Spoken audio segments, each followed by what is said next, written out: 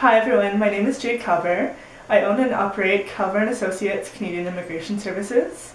Today we're going to talk about express entry, in particular why your profile was found to be ineligible. So there are a few reasons why your profile for express entry could be ineligible. A lot of times people don't actually check the eligibility requirements of the three programs. So that is the Federal Skilled Worker Program, the Canadian Experience class, or the Federal Skilled Trades class. It's important that you review the eligibility requirements of each of those programs before submitting your profile to ensure that your profile is not found ineligible.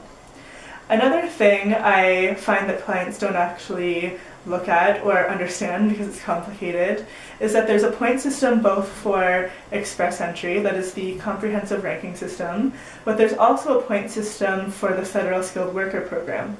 So the Federal Skilled Worker Program is based out of 100 points, and the pass score is 67 out of 100 points. So some people, even though they appear to be eligible for the Federal Skilled Worker Program, they're not actually aware that there is another point system under the Federal Skilled Worker Program, and they haven't done that points calculation to ensure that they were eligible first for that program before submitting their application. Another thing is language requirements or ECA qualifications. So that's educational credential assessments. So there are language requirements for each program. For example, in the Federal Skilled Worker Program, if you're taking the IELTS, you need to score at least 6 in every band of the IELTS in order to be eligible. For the Canadian Experience class, if you declare certain occupation codes, then you actually have to score a little bit higher. In terms of the Federal Skilled Trades class, there's a slightly lower language requirement, but you still do have to meet those when applying. In terms of the educational credential assessments, a lot of the time people don't include those because they don't think that they need the points, and then they don't meet the points of the Federal Skilled Worker Program, so that's 67 that I talked about earlier, or they just don't meet the program requirements for the other two programs. There's also NOC requirements, or National Occupation Classification requirements. So when you submit an express entry profile, there's an occupation code attributed to your work experience. A lot of people don't understand the classification system. So Canada, they differentiate between low skilled work, which are occupation codes C and D, and then there's high skilled work. So those are occupation codes 0, which are managerial professions, and then A and B. So those are considered skilled work professions. So your work experience needs to be classified as either level 0, A, or B in order to be eligible for any of those three programs. And so it's really important when you're first entering your work experience into your profile that you ensure that you have that skilled work experience in order to be eligible for the program. Another thing that I would like to touch on is settlement funds, especially with the Federal Skilled Worker Program. A lot of people will say that they have $5,000 or $1,000 or whatever in their profile. It's really important to check the settlement fund requirement before submitting your profile. It's also important to note that this depends on the size of your family. So one person needs to show about $13,000 Canadian, and then it goes up from there depending on how many people are in your family. Another thing is simply a matter of time. So sometimes your profile will come back as ineligible or it just won't register, and people will call me in a panic, but they just haven't waited for 48 hours. Sometimes the system takes a little bit longer to calculate your score, and it's important that you just wait for a couple of days to make sure that it registered, especially if you haven't received a notification saying that your profile, that you were given a score or that your profile was ineligible.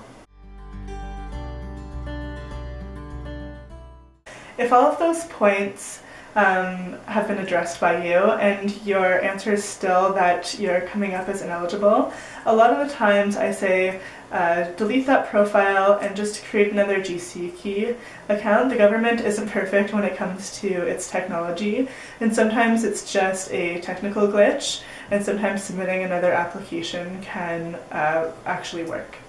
There's also 3 last things that I try if you've tried everything that I've talked about today. So one of those things is your IELTS results or your CELPIP results. So are your language results less than 2 years old? In order to be able to submit them and be those, you have to have your language results counted for. They need to have been taken in the last 2 years. Also your ECA reports, so your educational credential assessments, those have to be done within the last 5 years. So sometimes if people did it a long time ago when they're coming to Canada as a student, for example, it's been more than 5 years since they did their educational reports and they actually have to have them redone. And then lastly, under the Federal Skilled Worker Program, you also need to have 1 year of continuous work in the same occupation, and that needs to be listed as your primary occupation.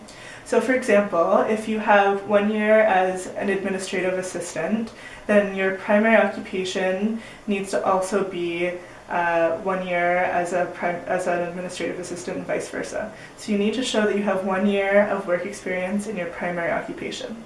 I also find a lot of people, it's just a matter of human error as well. So a lot of the times, a simple matter of saying that your education was actually all based on language training in the education section of the profile, a lot of times it will mean that it looks like you didn't actually complete any education, and so your profile will come back as ineligible. So often a review from our offices will help fix these errors, and a lot of our clients who come back with ineligible profiles actually are eligible, and it's just a matter of addressing some of these errors in their profile. If you have any questions about this type of application, and if your profile has come back as ineligible, please do not hesitate to reach out to us. You can contact us at calvertimmigrationservices.com.